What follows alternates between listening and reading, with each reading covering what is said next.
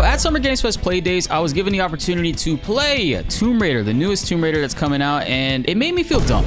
It made me feel stupid, but in the best way. I'll explain. And we'll go through the B-roll footage that they provided me. This isn't my recorded footage. I genuinely liked what I played. I will say that the build was very early. You could tell in the way that the game felt. There were some bugs. There was some like glitches here and there, but it's a very early build that we were playing. But I did like the gameplay changes that they made. So the first thing here, what made me feel stupid, I had like a journalist moment while playing this game because they explained to us that the puzzle solving in this game way less hand-holdy. It's going to be difficult. You're going to get stuck, and if you do get stuck, raise your hand and they'll come through and they'll direct you. I was determined. I'm like, no, bro. I am not going to be raising my hand. But you know, when you're playing a game, let's say for example you're doing a test and then somebody behind you finishes the test before you and you're like, oh shit, I'm taking long on this, I look stupid. The person behind me that was playing the game, they finished the demo in like 5 minutes. Me, Subtext, and John Q, we kind of went through the game and saw all that it had to offer. So there's no yellow paint, but there's white chalk, which is a little bit more believable because climbers use white chalk. She has the pickaxe that returns from the other games, or not pickaxe, but you know, the climbing axe. The first puzzle, I was stuck on it for quite a long time, and it's about pulling the cogwheel together, like breaking a cogwheel and lining them up in order to lower the bridge. So like these wheels, you have to break off this one and it falls into the water, and then it's gonna go ahead and then you got to figure out how to attach it to the other stuff, right? Oh, they actually skipped that in this footage. So they actually jumped to the end of the puzzle where we solve it.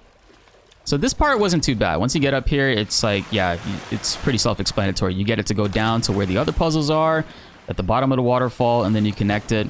I like the puzzle solving in this. It's not hand-holdy at all, and you will feel dumb. You will be stuck, and I think that is needed in these games. It's kind of refreshing. You can see the other ones that it kind of like falls down right there next to. So you connect this one over here, and the way you do it is Laura will stand in a position, and whatever you throw the grapple hook out at, she pulls it directly straight towards her. So you kind of line yourself up to pull this over here, and then this one that just fell in here, you pull it to connect to this one. So you want the gears to connect to the long one in the middle. So they do show it here. Then you pull it in and they get connected. It did take me, I will admit, it did take me about a good 20 minutes to figure that out. Had to do a lot of thinking. Some people will figure it out faster though, but it's okay. It's definitely going to be a game that streamers will play and get yelled at a lot. Another thing too is like my brain has been so wired to look for like yellow paint that the white chalk wasn't as visible as I originally thought it was going to be. But this was like the first puzzle, obviously, so it's going to get even crazier from here, and I can't wait to see how further they take it. But dude, the amount of hops that she has, like she is legit LeBron James. She can clear jumps that don't look like she can or would be able to clear it. She gets an extra boost in the air when you're jumping to cross like bridges and stuff. It's so funny. This mechanism looks like the waterfall regulator, but clearly it's not working. You can use this device here to scan little pieces that you can interact with, and it kind of gives you details. If you're stuck on like a puzzle, what you can probably do. You have to use her body weight to weigh things down in order to free up other puzzles. This wasn't just a temple. It was a bunker built for a hibernating ruler. All right, so I didn't do any of this shit. I didn't realize you could actually use this to understand the hieroglyphics and what this area is that she's exploring. This figure they're worshipping, could it be Qualapec? I definitely want to hunt the trophies for this and to make a platinum video out of it. Yeah, she has that Nathan Drake luck, of course. The combat in this surprised me. So you have your dual pistols, and we had infinite ammo in this, but you had like 10 rounds in each gun, so you had about 20 bullets you could fire off before you had to reload. These raptors, I will say they were pretty tanky, but there was a trick for it, right? So Laura, you don't see the HUD in this, but Laura actually has these charges that you can use for your dodge, and each one puts her into like the max pain matrix slowdown, right? Oh, maybe this is it. No, it's not it. Maybe they'll use it here in the gameplay. Andy's house. If you're just trying to raw shoot these without using her max pain moves at all, it's going to take a lot longer to kill them. I wish the HUD was showing here, but I guess the HUD is early, so they're still not like finalized on it yet. There we go.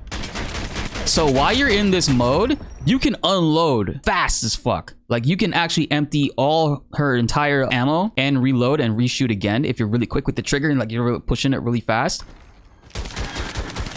And you have 3 charges for now as far as like your max pain dodges, but they did tell us, and there were mentions in the game about a skill tree, so I imagine that skill tree is going to be expanded on even more. You could do a lot more in this game than just dodge with max pain. You could probably get even like 5 charges. I want to say we had 3 charges in the demo that we played to do the max pain dodging. Oh, this is just like B-roll to kind of just show us the different parts of the stages. Yeah, okay. So they didn't really show her abusing the max pain dodges, which is why I wish I had B-roll, man, because I was going ham with the max pain dodges and like unloading full mags, like dumping 40 rounds into the raptors, you know, because you shoot faster while she's in her slow-mo mode and she reloads faster. She's safe, obviously, so you can minimize your damage and also deal maximum damage. I genuinely liked what I played, so I'm looking forward to seeing more of this game because this was a very bare bones demo for the most part. It was just kind of just a highlight exploration, what puzzle solving is going to be like. You get a little brief glimpse of like combat. I hate how they do the dodge here and they hold the bullets right here before shooting.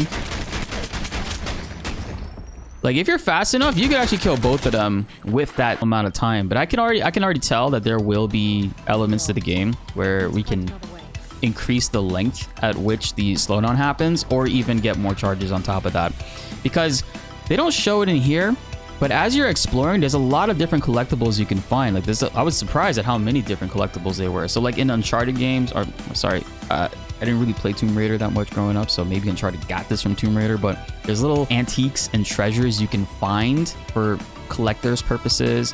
I don't think that they really benefit the gameplay that much, but there are these like dinosaur teeth that you can find, like fangs, and those actually are skill points. The more you find of those, you can actually get a skill point and upgrade her skill tree. Skill tree wasn't accessible in this build, but it was something that they talked about. I think I'm definitely going to be playing this when this releases. It's actually dropping the day after my birthday. It's dropping February 12th, 2027. So February 12th, 2027 is when this is dropping, and I got my eyes peeled on whenever there's like a demo that'll drop for us to play this, or if there's going to be any showcases that we can check out more later development footage.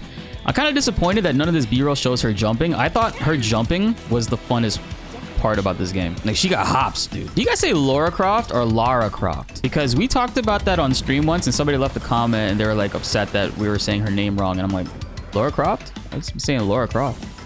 Lara. I spent a lot of time in this just really getting used to the combat, because the first half of the demo is exploration, getting your buttons situated, understanding how to solve puzzles and stuff, and then gameplay combat basically is like towards the end.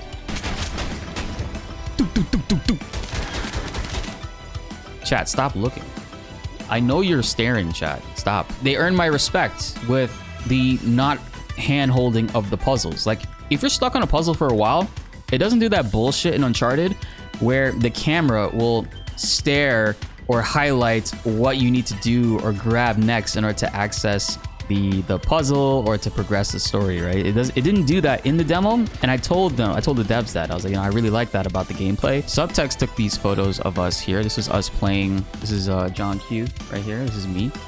And we're playing Tomb Raider. This is the booth that they had. I will say that they had probably one of the coolest and most immersive booths, because it was like designed to be in a jungle. Behind this is like all these like fake plants and stuff that they set up, and there's like a mystifier there. I didn't even know John Q took this video. Damn! This is what the Tomb Raider's booth looked like. They did such a good job with it, man.